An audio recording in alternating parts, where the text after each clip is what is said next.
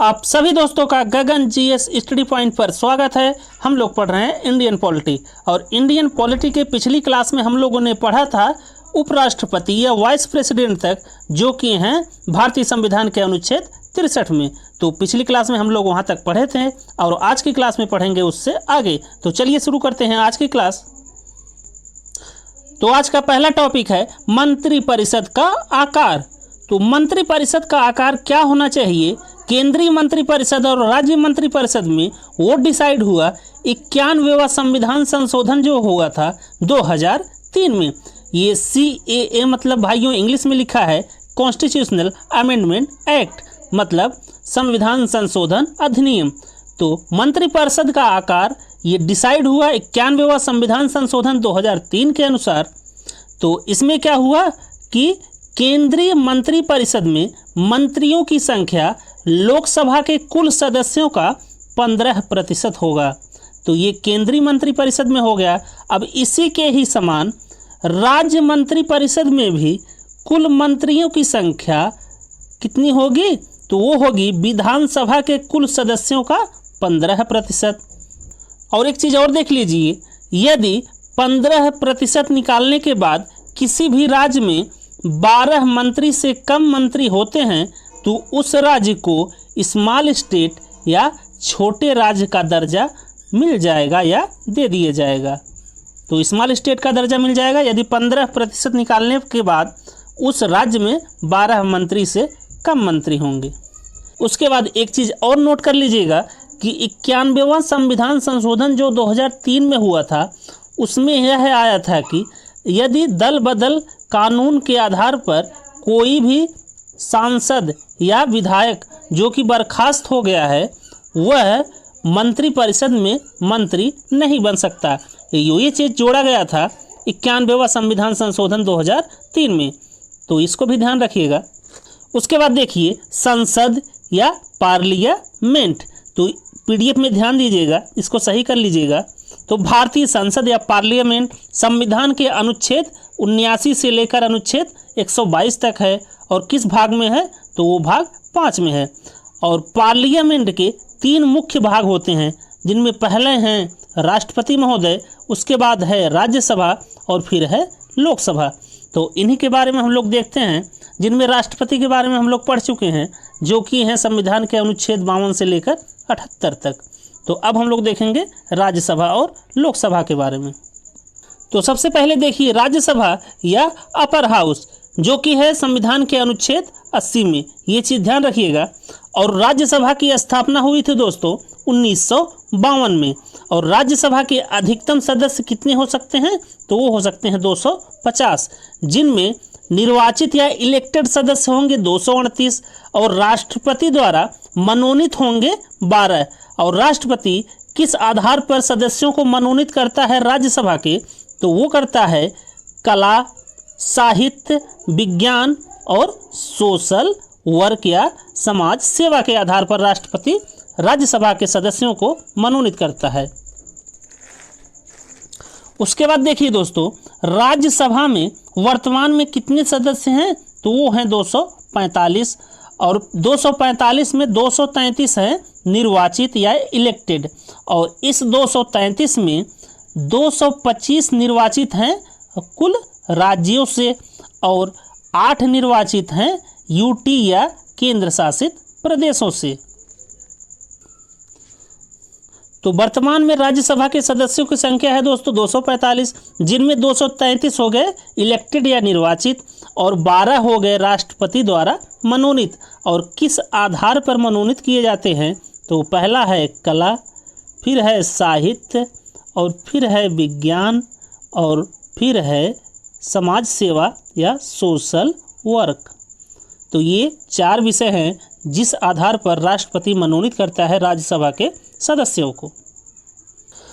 उसके बाद देखिए राज्यसभा के जो सदस्य होते हैं उनका इलेक्शन या निर्वाचन कैसे होता है? तो वो होता है अप्रत्यक्ष वोटिंग या इनडायरेक्ट वोटिंग के माध्यम से राज्यसभा के सदस्यों का निर्वाचन होता है। और ये जो निर्वाचन होता है दोस्तों, जो राज्य जितना बड़ा होगा, मतलब उसकी जितनी जनसंख्या होगी उसी के अनुपात में ही वहाँ से राज्यसभा के सदस्य निकलेंगे। जैसे देखिए उदाहरण के तौर पर अभी यूपी में अपने कुल राज्यसभा जो सांसद हैं या सदस्य हैं वो हैं 31। भारत का त्रिपुरा राज्य है, वहाँ पर सिर्फ कितने सदस्य हैं, तो वहाँ पर है सिर्फ 1। अर्थात जैसा जो राज्य होगा जितना बड़ा या छोटा वैसे ही वहाँ से सदस्य होंगे राज्यसभा के। तो ये चीज़ ध्यान रखिएगा। उसके बाद एक चीज़ और देख लीजिए दोस्तों, तो भारत में कुल कितने केंद्र शासित प्रदेश हैं, तो वो हैं 9। लेकिन जो राज्यसभा के ये 8 निर्वाचित सदस्य हैं ये सिर्फ 3 केंद्र शासित प्रदेशों से हैं, जो कि है दिल्ली, पुडुचेरी और जम्मू और कश्मीर। तो ये जो 8 सदस्य हैं यूटी या यूनियन टेरिटरी के, वो सिर्फ दिल्ली के हैं, पुडुचेरी के हैं और जम्मू कश्मीर के हैं।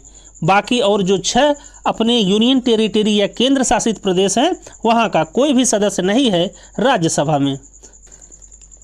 समझने के लिए एक चीज़ और देख लीजिए, जैसे मान लीजिए आम जो जनता या पब्लिक हो गया जो कि 18 साल की है या 18 साल से ऊपर है, वो किसका चुनाव करती है, तो वो करती है जो एमएलए होते हैं या जिनको विधायक भी बोला जाता है। एमएलए का फुल फॉर्म दोस्तों मेंबर ऑफ लेजिस्लेटिव असेंबली। तो फिर देखिए जो पब्लिक या जो जनता होती है जो कि 18 साल से ऊपर है वो चुनती है किसको, एमएलए को, और जो एमएलए या विधायक होता है वो चुनता है राज्यसभा के सदस्य को या राज्यसभा के सांसद को। तो एक चीज़ और देख लीजिए दोस्तों, जो अभी वोट देने की उम्र है 18 साल, वो पहले हुआ करती थी 21 साल। तो 21 साल से उम्र 18 साल कर दी गई वोट देने के लिए। तो ये किया गया 61वां संविधान संशोधन या कॉन्स्टिट्यूशनल अमेंडमेंट एक्ट 1989 के तहत। और उसके बाद राज्यसभा के जो सदस्य होते हैं उनका कार्यकाल होता है 6 वर्ष। और राज्यसभा के बारे में एक चीज़ ध्यान रखिएगा कि राज्यसभा का कभी भी विघटन नहीं होता। राज्यसभा जो है वो अस्थाई सदन है। और एक चीज़ और नोट कर लीजिए कि राज्यसभा के जो सदस्य होते हैं उनमें से 1/3 सदस्यों को हर 2 वर्ष में क्या कर दिया जाता है, तो सेवा निवृत्त कर दिया जाता है। इसका मतलब यह हुआ कि 2 वर्ष में राज्यसभा का चुनाव होता है। इसीलिए यह कहा जाता है कि राज्यसभा का कभी विघटन नहीं होता और राज्यसभा हमेशा एक अस्थाई सदन या परमानेंट सदन होती है। उसके बाद देखिए राज्यसभा के सभापति। तो राज्यसभा के सभापति कौन होते हैं, तो वो होते हैं जो भारत के उपराष्ट्रपति होंगे।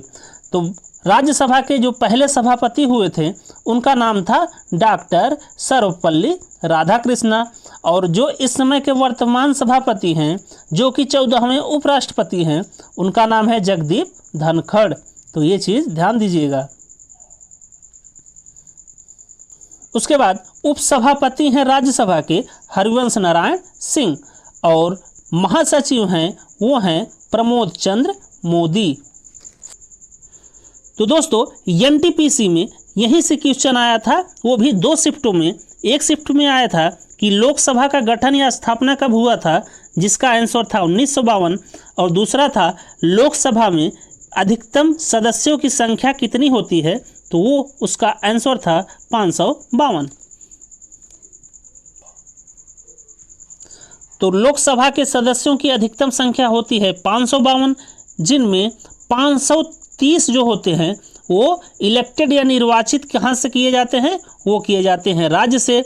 और 20 निर्वाचित होते हैं यूनियन टेरिटरी या केंद्र शासित प्रदेश से। और बाकी जो 2 होते हैं वो राष्ट्रपति द्वारा मनोनीत किए जाते हैं जो कि कहलाते हैं एंग्लो इंडियन। ये निर्वाचित गलत है, इसको लिख लीजिए मनोनीत। तो 2 एंग्लो इंडियन लोकसभा में मनोनीत किए जाते हैं राष्ट्रपति जी के द्वारा। और वर्तमान में लोकसभा में कितने सदस्य हैं, तो वो हैं 543, जिनमें 524 राज्यों को द्वारा इलेक्टेड या निर्वाचित हैं। बाकी 19 निर्वाचित हैं यूनियन टेरिटरी या केंद्र शासित प्रदेश से। और लोकसभा होता है अस्थाई सदन, और लोकसभा की जो वोटिंग होती है वो होती है प्रत्यक्ष या डायरेक्ट वोटिंग, और लोकसभा के सदस्य का जो कार्यकाल होता है वो होता है 5 साल। उसके बाद देखिए दोस्तों, लोकसभा के सभापति। तो लोकसभा के जो वर्तमान में सभापति हैं उनका क्या नाम है? तो उनका नाम है ओम बिरला जी। और लोकसभा के पहले सभापति का क्या नाम था? तो उनका नाम था मावलांकर। तो मावलांकर जी लोकसभा के पहले सभापति, और वर्तमान में कौन है? तो वो हैं ओम बिरला जी। और महासचिव कौन है? तो वो हैं उत्पल कुमार सिंह। उसके बाद देखिए, लोकसभा और राज्यसभा के सदस्य होने के लिए क्या योग्यता होनी चाहिए? तो पहली योग्यता है कि वे भारत के नागरिक होने चाहिए। दूसरा, राज्यसभा के लिए जो सदस्य होंगे उनकी उम्र कितनी होनी चाहिए? तो उनकी उम्र होनी चाहिए 30 साल। और लोकसभा के जो सदस्य होंगे उनकी उम्र कितनी होनी चाहिए? तो उनकी उम्र होनी चाहिए 25 साल।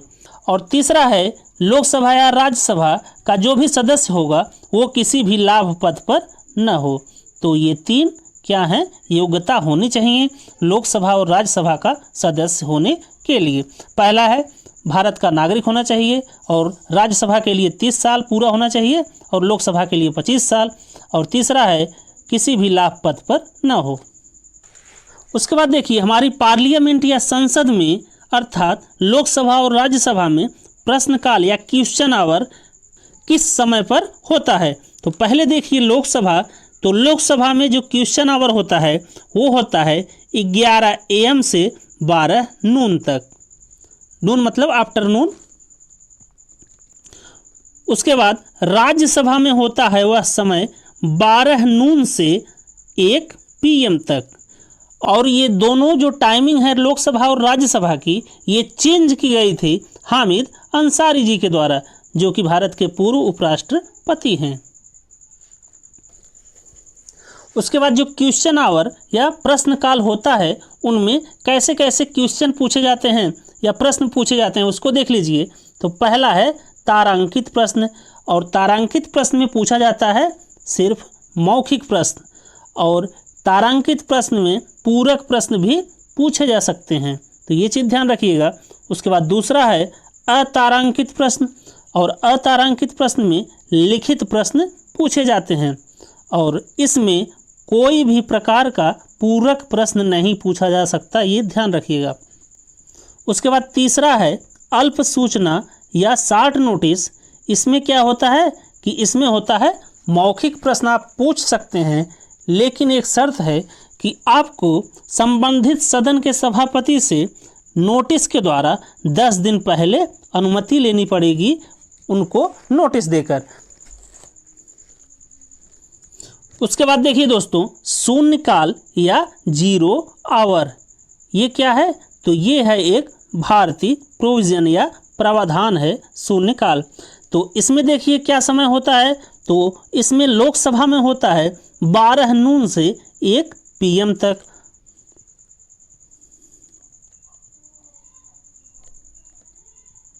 और राज्यसभा में इसका जो समय होता है वो होता है 11 AM से 12 नून तक। और दोस्तों, जो शून्यकाल या 0 आवर है यह एक भारतीय प्रावधान है, जैसा कि मैंने आपको पहले बताया, और इसे जोड़ा गया था सन 1962 में। और जो शून्यकाल होता है इसमें जो प्रश्न या क्वेश्चन पूछे जाते हैं वो बिना भी किसी परमिशन के पूछे जाते हैं, इसीलिए यहाँ पर बहुत शोर शराबा होता है। उसके बाद देखिए दोस्तों, गणपूर्ति या कोरम। तो इसमें क्या है? इसमें यह है कि किसी भी सदन में गणपूर्ति कब होगी? तो गणपूर्ति तब होगी जब उस सदन के कुल सदस्यों का 1/10 सदस्य सदन में मौजूद होंगे, तब जाके गणपूर्ति पूरा होगी और सदन की कार्रवाई चलेगी। तो देखिए, तो कोरम के हिसाब से मान लीजिए लोकसभा में कुल सदस्य कितने हैं? तो वो हैं 550, जिसका हम 10% या 1/10 निकालेंगे तो वो होगा 55। तो लोकसभा की कार्रवाई को पूरा होने के लिए कितने सदस्य कम से कम चाहिए? तो वो चाहिए 55। तो 55 सदस्य चाहिए लोकसभा में कोरम गणपूर्ति को पूरा करने के लिए। तो ये चीज़ ध्यान रखिएगा। उसके बाद देखिए दोस्तों राज्यसभा। तो राज्यसभा में हम लोग ऐसे निकाल लेते हैं। तो राज्यसभा में कुल सदस्य कितने होते हैं मैक्सिमम या अधिकतम? तो वो होते हैं 250 और इसका निकालिए 1/10 तो ये हो जाएगा 25। तो राज्यसभा में कब गणपूर्ति या कोरम कब पूरा होगा? तो ये पूरा होगा जब उसमें कम से कम 25 सदस्य होंगे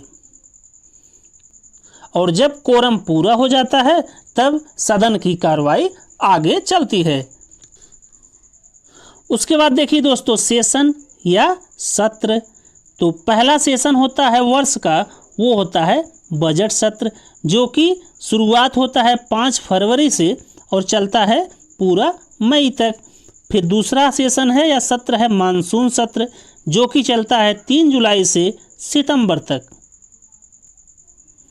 और तीसरा सत्र है दोस्तों शीतकालीन सत्र, जो कि वर्ष का अंतिम सत्र होता है, जो कि चलता है 2 नवंबर से पूरा दिसंबर तक। तो इसमें देख लीजिए पहला जो सत्र चलता है 5 फरवरी से लेकर मई तक, मतलब जो जनवरी महीना होता है वो रहता है खाली।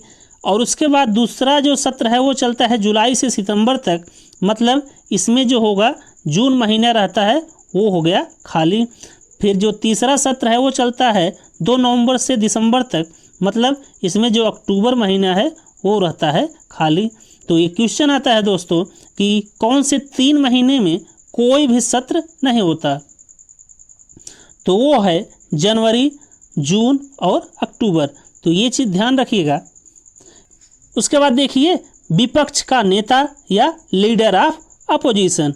तो ये जो लीडर ऑफ अपोजिशन होता है, ये जो सबसे बड़ी विपक्ष पार्टी होती है उसका नेता होता है। और जो विपक्षी पार्टी होती है उसके पास कम से कम उस सदन के कुल सदस्यों का 1/10 सदस्य होने अनिवार्य हैं।